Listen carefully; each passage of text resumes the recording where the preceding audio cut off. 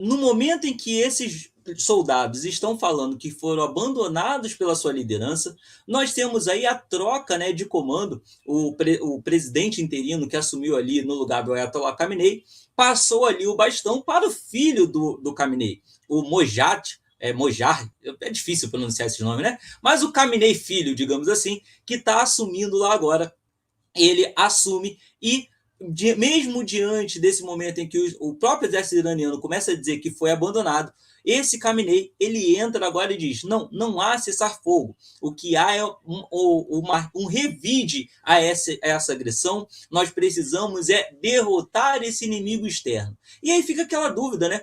O Irã realmente tem ainda alguma condição de fazer isso? Ele está ainda com o seu exército pronto, seja em questão de equipamento, seja moralmente, né? Até porque os países ali do Golfo Pérsico, os países que são vizinhos do Irã, que alguns mantinham até uma relação meio neutra, acabaram aí, estão mudando de postura, uma vez que vários drones iranianos estão atingindo regiões urbanas, estão atingindo prédios que não têm absolutamente nada a ver com questões militares, que não têm absolutamente nada a ver com o exército israelense ou com o exército americano.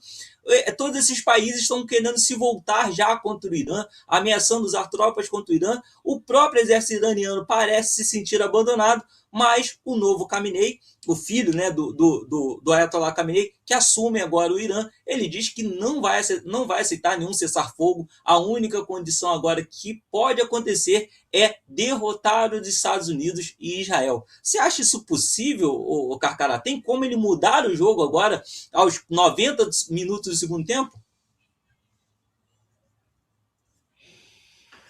Camarada, deixa eu ver a lógica da coisa. Então começou o embate Estados Unidos, Irã e Israel. Aí o Irã falou o seguinte: eu vou perder toda a minha marinha, eu vou perder toda a minha força aérea, eu vou perder todos os lançadores de mísseis, todas as cavernas que são cidades de mísseis. Quando tiver mais nada, aí sim, aí eu vou vencer o inimigo. Porra, cara, é demais, cara. Ainda existe comentarista, ditos analistas no Brasil. Agora vai, já está no 10º dia.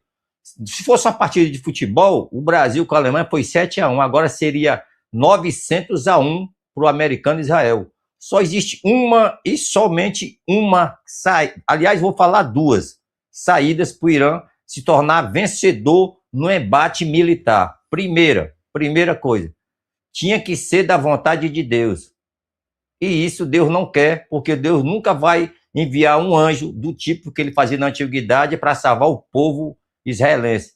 Porque os iranianos, os líderes, não o povo, são sanguinários, são déspotas, são ladrões da liberdade, ladrões do dinheiro público. A guarda revolucionária iraniana não passa de um bando de malandros que não tem lei, porque lá a Suprema Corte lá é corrupta, é só de enfeite. O chefe da Suprema Corte, e nada é a mesma coisa, o presidente, pouco poder ele tem nas mãos, nada mais é do que o linha de frente da administração, e o Ayatollah, que é o cara, ele faz o que ele quer, com apoio da Guarda Revolucionária, que é o verdadeiro exército, que é o exército criado por ele, desculpa aí, e o verdadeiro exército foi jogado em segundo plano, e não tem o poder de fazer muita coisa, ou seja, o exército lá não é a força principal mais, e sim a Guarda Revolucionária, que ela é marinha, a força aérea, ela é tudo, é 3 em 1. Então, cara, como é que ele vai vencer se Deus não apoia ele, ou se ele não tem um lançador com um míssil, com um artefato nuclear que chega nos Estados Unidos? Bom, se ele tiver, não é dele. E só tem uma nação que pode. Eu já falei isso uns 3 anos atrás, eu acho, não sei, 3, 2 anos, não fico olhando as datas dos podcasts. Mas eu falei, só existe uma maneira do Irã tocar um zaralho. É ele possuir um artefato nuclear. E não vai ser a China, não vai ser a Rússia, nem vai ser a Coreia do Norte. O único país com disposição de fazer isso é o Paquistão.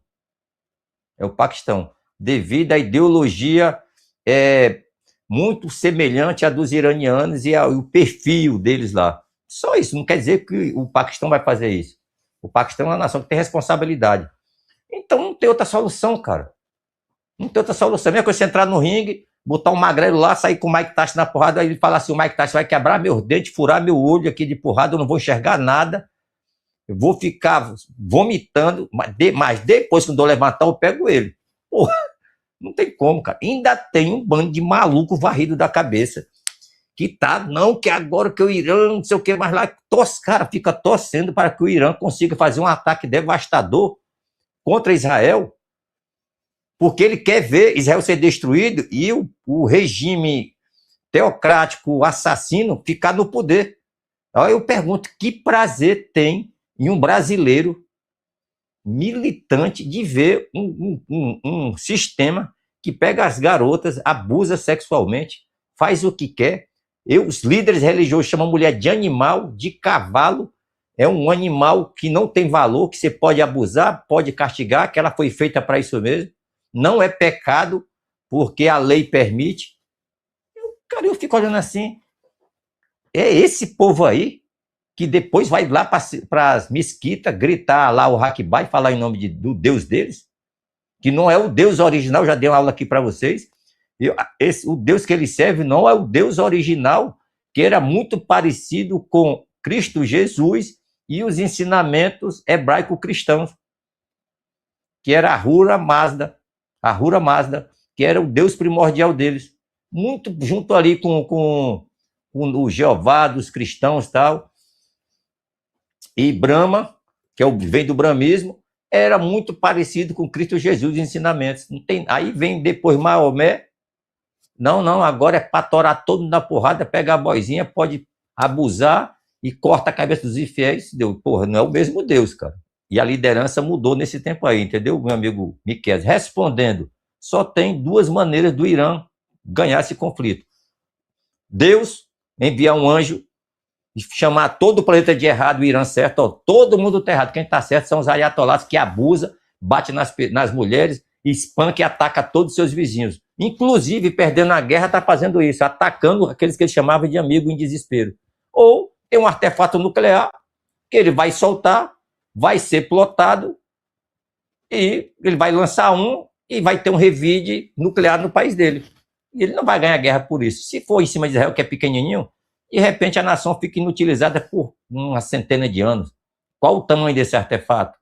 Esse artefato chegaria em solo israelense? Então não seria lançado por foguete, seria lançado por um submarino, um mini submarino. Alguém tinha que fazer o serviço para eles, tinha que ser um proxy. Quem é louco o suficiente de passar um artefato nuclear para que o Irã consiga fazer essa virada de chave? Eu não acredito que alguém faria isso. E ele tem que ter um bom lançador. E para ele mover um lançador no terreno está complicado.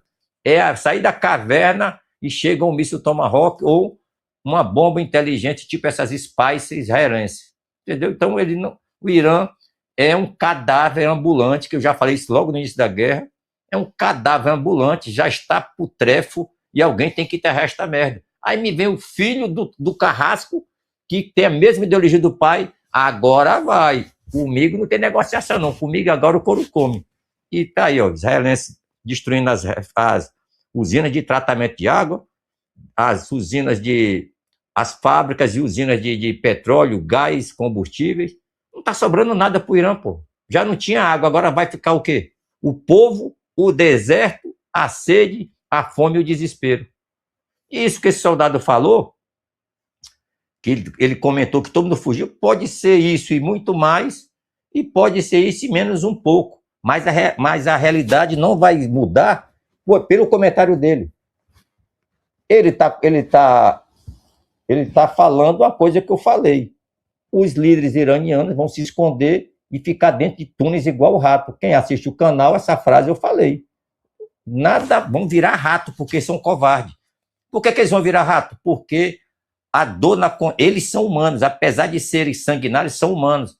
E a dor na consciência chega. E ele, caraca, eu fiz maldade o tempo todo. Eu fui cruel o tempo todo com o meu povo. Mas aí, graças a Deus, ainda tem o Lula para estar do meu lado. Pelo menos o Brasil está do meu lado. Ainda tem o Lula, tem a Colômbia, tem a Venezuela e o México. Porra, não estou tão sozinho assim no mundo. É desse jeito, meu irmão, e piorando. Valeu, meu amigo Miquel.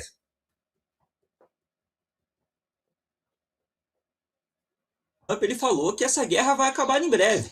Então nós temos aí os Estados Unidos falando que vão acabar com essa guerra muito rapidamente, e o Irã falando que também não vai aceitar um cessar-fogo porque eles vão conseguir fazer alguma coisa.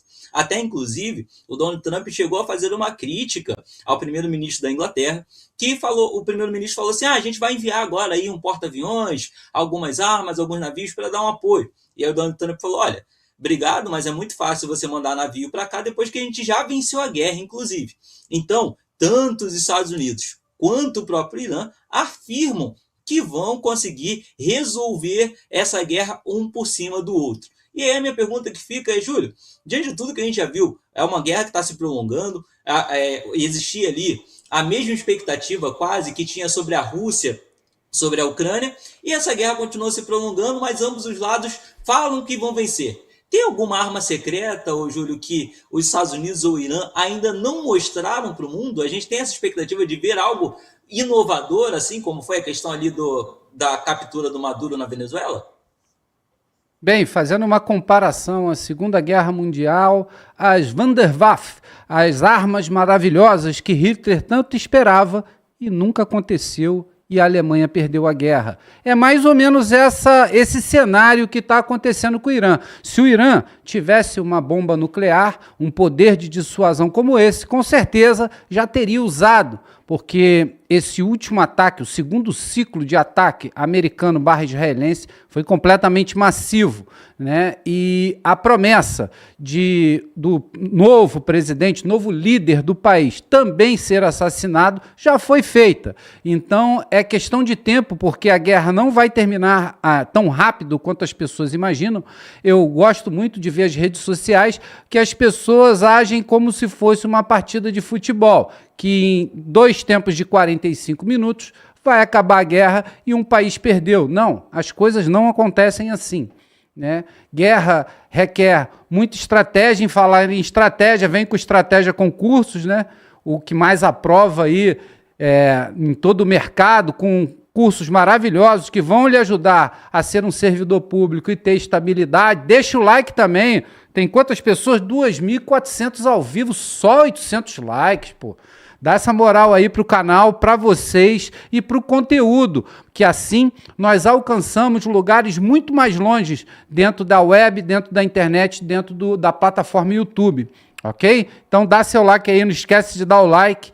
E isso aí, rapaziada. E continuando a falar sobre o Irã, não é uma partida de futebol. Eu sei que, né, opiniões são muito divergentes no assunto guerra. Uns apoiam um lado, outros apoiam outro. Isso é completamente natural. Mas achar que em 2 dias, 48 horas, um país vai aniquilar o outro, isso também é uma falácia, né? Com certeza. Trocas de mísseis é igual trocas de farpas. Os acordos foram tentaram fazer várias reuniões, assim como na Ucrânia, né, para tentar terminar a guerra, com intermediários fazendo o papel, como China já se apresentou para fazer o papel de intermediário para firmar algum acordo, e nada aconteceu. E como sempre digo aqui no canal, acabou a diplomacia, começa o cheiro da pólvora. E é míssil para lá e míssil para cá o tempo todo, né? Não adianta ficar somente na torcida achando que o seu time vai ganhar, porque você também vai levar míssil na cabeça. Não interessa qual lado você está, né? As defesas e o que mostra a guerra hoje é um conglomerado, um novo sistema, onde você tem drones, mísseis balísticos e mísseis hipersônicos. Os drones minam a capacidade antiaérea de defesa e também fazem uma leitura com câmeras do terreno, que é o teatro operacional, em loco. E depois vem os ataques de mísseis precisos, com mísseis balísticos, como eu disse, e no final mísseis hipersônicos, que são as armas mais caras, porém mais precisas e com pouca defesa. Então, nós estamos vendo esse cenário se desenrolar. Já perceberam que não é só jogar mísseis. Primeiro uma nuvem de drones, depois... Então, tem toda uma estratégia, como no curso Estratégia, tem uma estratégia para você chegar ao seu objetivo com o míssil e destruí-lo. E essa estratégia é anterior, com drones, mísseis, drones kamikazes, drones de vigilância, enfim, todo um sistema funcionando de uma maneira uníssona. Ok, Miquel? Tá com você.